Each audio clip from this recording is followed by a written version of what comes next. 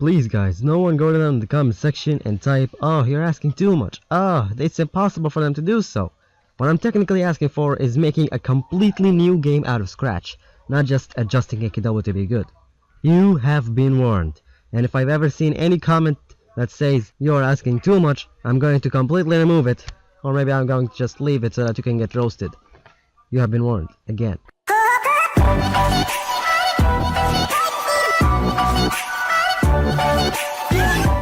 AQW has been released on the 2nd of June 2008 on Adobe Flash Engine, and ever since it has been released, the main thing that the people do in it has never changed. The art has been getting better over the years, but that's not even supposed to be mentioned due to Artist Entertainment's greed.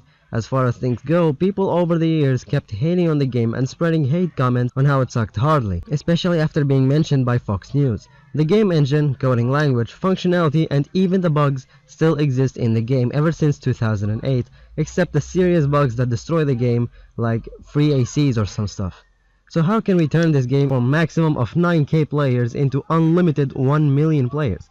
We are gonna have a long discussion about this topic. So first of all, before I start spreading my beans, I'd like to let you all know that I have arranged what I'm going to say in categories. Each category has a large amount of changes. These changes are going to include removing things from the game, changing things in the game, and making new stuff in the game. The first category is going to be long as hell, so please, bear it with me. Changing the game system. And by that I technically mean changing what the game runs on. 1. Changing the game engine. I know that it's a little bit almost impossible to achieve, but come on guys, don't you want to earn money like EA? In order to earn money you gotta pay money. I looked on the internet and I couldn't find any game engine that suits the game and the players as well, except a few things. A 2D engine and 2 3D engines. The 2D engine is called Game Guru. Sadly, it only supports Windows. The 2 3D engines are Unreal and Unity, so we are going to transform AQW to a 2.5D game which has the same playing style as Fortnite. However, Unity is hard to use as well as making the game, but they already made another one. So I say that they should turn AQ3D to AQW and kill AQW while focusing all their effort and time and money on the new AQW, which is going to be called AQ3D. Exactly as the fans thought and wanted. However, since Artist himself clearly stated that there isn't any game engine out there that is suitable for the game, other than Adobe Flash, as well as my searching, which lasted a couple of minutes, I've proved the point that there is only one way to make this game shine, using Adobe Flash and Pappy. For those of you who have been living under a rock and know nothing about NPappy, then too bad. Just kidding. Apparently NPappy is a lagless Flash player version, which is a lot different than your casual Google Chrome Flash player, since when you lag very badly in a game, the Google Chrome Flash player lowers your FPS dramatically, while NPappy doesn't lower your FPS, instead it makes your browser go unresponsive for a few moments. The second thing is changing the game artwork, like changing the game interface and such. Now that the game will be running on NPappy, the game style has to change dramatically. Let's start with the game's website. First, we're going to make the interface of the game webpage only include forums and information about the game, as well as the new incoming release leaks we're actually going to dump on Twitter or Facebook instead. The character pages are going to be plain pictures with a refresh button on the screen to allow the person who is looking on the page to refresh it to see if the player changed something instead of refreshing the whole page, which would help people with the inhumane internet speeds. As for taking the picture and waiting for a whole year in order to make the picture include the whole set, the speed of increasing or decreasing the size will change a lot. The character management page will change to only include important details like changing stuff, showing the online friends and their last progress things, not only the completed sagas, and the badge tracker will only show the player every single unlocked badge he had. And maybe you can actually make it show the locked badge, not just the years played badges or the loyalty badges, because these just plain suck. Also, something I found recently is that if you are not 16 years old, you cannot do surveys. Not to mention, surveys are not available in my country, which always has been a sad bummer for me and everyone who kept telling me to do surveys for free ACs. Now that we changed in the game website, we now should change the game art. The interface of the game will change to include the character standing in a fancy place instead of just this dead screen. Increase the numbers of players in each server and remove the idea of having Moglin servers. And remove the idea of having players below 13 years old not being able to play in any server other than the mute servers, because it's so sad and bad for in the same time. Change the inventory to make it cover the whole screen. On the right side of the screen, a large and clear display of the character. On the left pictures of the gears instead of just their names. The buyback will be removed from the game website and placed in the game itself for easier and faster access and no need to get forced to log out and relog in order to get the item. Next is change the map icon. Just change it to include the clear drawing of the game maps, depending on which realm or dimension or even timeline you are in. The map will be automatically updated. The Book of Lore needs to be changed to be the all-in-one book. It will show the player the progress they made in every single storyline, not just the Chaos Lords and whatever else or saga in the game, so that they can go and continue whenever they want. It will also include the new items, sagas, events, and storylines that get released into the game. While the game website has leaks, the Book of Lore in the game will have the confirmed info things that are in the game. There will also be a section for unlocked badges altogether in one place, not just 3 sections where 2 of them probably don't work for most players. Finally, it will have a section for skills, the default section. So whenever a player opens the Book of Lore, he will see the skills section first, and he can look over the other section if he wanted to. The skills section will include the classes that the players had already unlocked. All skills for them will be unlocked immediately once you get the class. In other words, ranking up the class will not be necessary anymore. The auto attack functionality will be replaced by a manual attack. The player will be able to attack monsters by aiming with the mouse cursor and clicking to attack. This functionality will make the characters have long-ranged manual attacks. However, the skills can be melee, but the manual attacking is ranged. There also has to be the ability to change the animation of the ranged manual attack, depending on which class that the player had already unlocked. Skill animation will be important to make the damages, because currently the animations are so very unnecessary to play the game. You still deal the damages and affections without the animations, making them a big burden on the player. So in the new AQW, the animations are going to be the damage dealer, meaning the classes with so much animations like Void High Lord and Eternal Virginist are going to have a big effect in the game. The items in the game are going to have rarities. The rare rarity is going to be renamed to anything else like removed or something. There will be 5 rarities: common, magical, rare, mythical, and legendary. Why do I have a feeling that all of these rarities are actually stolen from Brawl Stars? Each rarity increases the gear stats like attack, defense, spell damage, damage stats, movement speed, and damage absorption. Also, each rarity will have an extra buff to the gear item. For example, common items are just trash.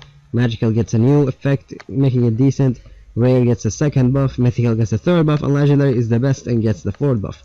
Of course, each buff is a different stat added to the item, which makes it a lot better. It's actually just like the AoE enhancements, but it's like adding several AoE enhancements. These buffs are all an increase in one of max HP, damage, crit chance, crit damage, damage over time on crit, healing over time on crit, movement speed, bonus gold, bonus damage to a specific monster type, and of course, less damage from a specific monster type. The maps in the game will be animated maps. NPCs will be breathing, characters will be breathing, the maps will be long panorama pictures, and after each point of the map there will be a bunch of monsters. Not just 3 or 2, there are going to be at least 6 or 7. So the class AoE ability will have to include more monsters. The monsters will have tons of damage, and some of them will have special abilities to make the game a lot more fun. Also, the different weapons, bows, scythes, daggers, and maces will have a change in the melee attack animation. The dagger's functionality will change a lot. In order to equip a dagger, you will have to drag and drop the items from the inventory to the picture of your character in the right, making it possible for players to make daggers out of anything. As for dual weapons, you have to farm a weapon twice in order to get it dual. In other words, all weapons will be able to be stacked to 2.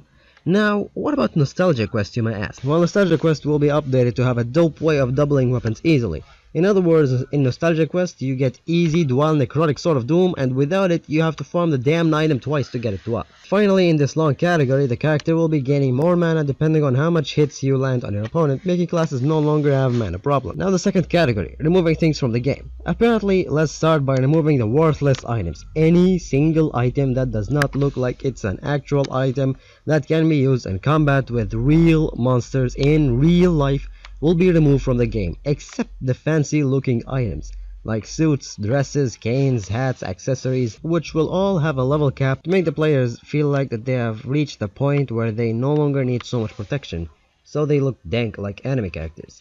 These items will be the best for increasing damage, but on the cost of losing defense. There will be a rearrangement in the items. The section of capes in the inventory will only include real capes. As for the other bag items like sheaths, swords, living capes on your back, sparkles, and so on will be placed in the accessories section, and the players will be able to equip more than one accessory item except the item changers, which I'm going to talk about in the next category. The next things that are going to be removed are the wings and PvP amulets. Technically, the PvP amulets are going to be worthless because the player's HP is going to be over 50,000. Also, the items that have many different versions of, like Legend Vampires, Blinding Lights of Destinies, Doom Knight's Armors, Calibbolgs, Darkcasters, and so on will all be removed from the game and replaced by the original. These versions will be replaced by accessories that once equipped, the item changes its form. However, if the original is hard to get, then it's replaced by one new version of the item, and the accessories that you have got will change the item's form. Now the third category, getting new items in the game.